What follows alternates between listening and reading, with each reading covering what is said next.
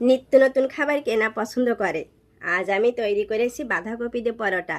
দেখতে যেমন সুন্দর, খেতেও খুব মজা লাগে। প্রথমে আমি বাঁধাকপি কুচি করে নেব। সব বাঁধাকপি কুচি করা হয়ে গেছে। এবার একটা পাত্রে খানিকটা ময়দার ভিতর নুন, তেল আর একটু চিনি দিয়ে অল্প অল্প জল দিয়ে একটা ডো বানিয়ে নেব।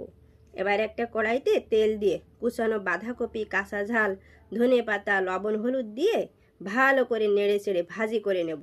আমার ভাজা হয়ে গেছে। এবার নামিয়ে নেব।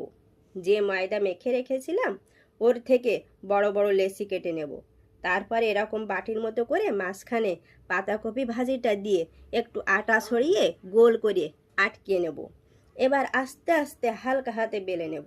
সবগুলো বেলা হয়ে গেলে কড়াইতে হালকা তেল দিয়ে পরোটাগুলো ভেজে নেব। দেখুন পরোটাগুলো কি সুন্দর ফুলে ফুলে উঠেছে। আমার সবগুলো পরোটা ভাজা হয়ে গেছে। এবার তুলে নেব। খেতে যে কি দারুণ লাগে, না খেলে বোঝা যাবে না। ময়দার পরোটা তো সবাই খেয়েছো, কিন্তু বাঁধাকপি দিয়ে পরোটা কি কেউ খেয়েছো? আমাকে জানিও।